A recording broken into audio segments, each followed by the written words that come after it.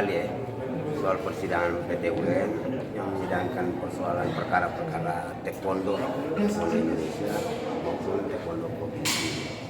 Sidang tadi menurut tanggapan kami cukup alot dan cukup berjalan dengan baik. Namun yang pasti memang dan bisalah untuk mematahkan dalil-dalil bantahan tergugat ataupun tergugat dua intervensi. Itu yang pertama. Yang kedua, kita harapkan sekali dalam sidang saksi tadi, kita harapkan banget dari sisi hakimnya untuk melihat ada dalam kejadian-kejadian tadi itu ada semacam cara kepemimpinan otoriter feodalistik itu yang kami harapkan dalam persidangan itu hakim harus menjadi catatan sekali, karena kejadian-kejadian yang terjadi sama terhadap prinsipal itu kami anggap otoriter feodalistik yang dibangun oleh baik ketua PBTI maupun ketua PBTI provinsi. Kira-kira mungkin dari saya cukup, mungkin bisa ditambahkan. Saya kira cukup. Kali ikutin perkembangan sidang tadi udah cukup saya kira ya. Dari Bang Daus saksi. Mungkin saya sedikit mau menjelaskan semua permasalahan tadi kesaksian biar juga tahu publik. Memang pada prinsipnya hari ini saya hadir karena memang posisi saya sebagai saksi ini saya adalah mantan pengurus kota Jakarta Barat periode 2011-2015. Dan saya sendiri kalau dihitung secara kepengurusan sekarang ini saya belum mantan untuk pengurus Pemprov. Karena pengurus Pemprov yang sebenarnya yang harus terjadi di 2021 saya belum pernah mengalami sampai detik ini dipanggil untuk adanya musyawarah provinsi dengan teman-teman yang lain yang sesuai agenda musyawarah provinsinya. Karena SKEP 04 sebagai penyelenggara itu ada 32 pengurus. Di antaranya saya sebagai wakil sekretaris umum. Jadi ada wakil sekretaris umum, ada sekretaris umum, ada wakil ketua umum sampai jajaran yang lain, komisi disiplin itu tidak hadir di dalam musyawarah provinsi. Sehingga kalau dibilang pernyataan saya di dalam kesaksian, kenapa saya menyatakan musyawarah provinsi 2021 itu sebenarnya batal demi hukum? Karena kami sebagai Pemprov belum pernah dipanggil untuk itu. Jadi kalau PB pernah bersurat, PB itu bersurat kepada individu. Dalam hal ini Bapak Ivan Ronald Pelealu. Nah, yang kita sayangnya di sini di kesaksian tidak ada hal-hal yang bisa membuat sesuatu hal yang saya di sini mencoba menjelaskan bahwa rangkap jabatan itu jelas terjadi tapi masih dibantah oleh pihak pengacara PB seolah Pak Ivan itu tidak rangkap jabatan. Jadi ini yang saya juga bingung.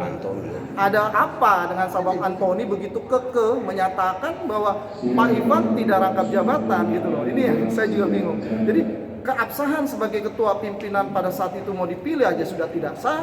Pengurus provinsi yang harusnya hadir 32 orang tidak ada hadir, hanya segelintir orang yang mungkin di situ daftar hadirnya hanya kalau yang sah itu cuma 2 orang. Jadi kalau dibilang korum ya jelas tidak korum. 32 dengan hadirnya cuma 2 orang yang sesuai itu kan nggak benar namanya. Nah ini yang saya sudah jelaskan di kesaksian di dalam proses persidangan. Mudah-mudahan pihak pengadilan juga akan melihat kebenaran dalam proses administrasinya, apakah dibenarkan musyawarah provinsi tidak dihadiri minimal 2/3 pengurus provinsi untuk SKEP 04 sehingga 07 ini tidak akan pernah terjadi karena 04 aja belum pernah terlaksana musyawarah provinsinya. Jadi kalau saya di sini saat ini mantan, saya belum mantan. Saat ini saya masih demisioner.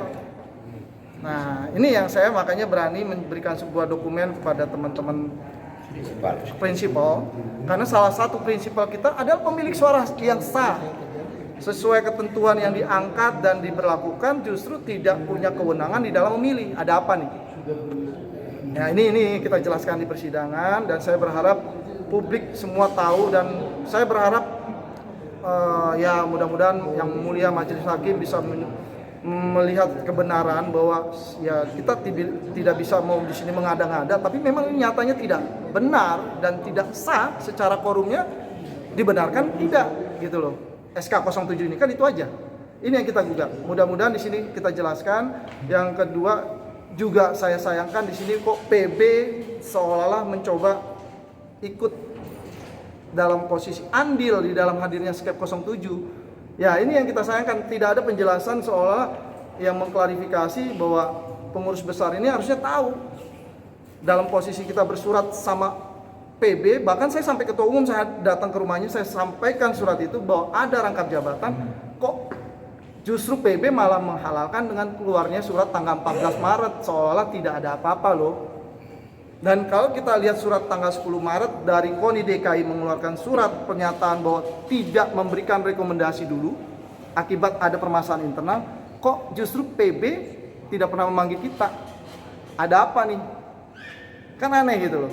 Justru tetap melegalkan dan menghalalkan yang justru kepengurusan yang tidak sah. Nah itu sudah dikeluarkan KONI DKI loh. Nah yang saya bingungnya seolah kenapa PB justru mengintervensi KONI DKI di sini. Nah ini aja. Mudah-mudahan ini bisa terang benderang. Saya hanya mau kita kembalikan kepada marwahnya olahraga kita, karena sesuatu olahraga yang benar ya sistemnya juga harus benar, manajerialnya juga harus benar. Kalau kita mau membangun olahraga dengan cara arogansi ya begini, segala sesuatunya jadi nggak benar. Mungkin garis besarnya seperti itu. Kira-kira mungkin ada yang mau ditanyakan lain? Tanggapan hakim tadi bagaimana Pak kira-kira? Saya melihat dari hakim sangat clear bertanya dan mencoba ini. Saya melihat mudah-mudahan si hakim paham arti dari proses ketidakbenaran atau kekeliruan permasalahan gugatan kami. Cuma ya kembalinya nanti di putusan aja. Mudah-mudahan kita berharap dari rekan-rekan media juga bisa bantu untuk mengawal proses kita, karena kita bicara di sini adalah sebuah kebenaran, bukan sesuatu hal yang kita berbuat hal yang tidak lazim atau tidak benar. Kira-kira itu.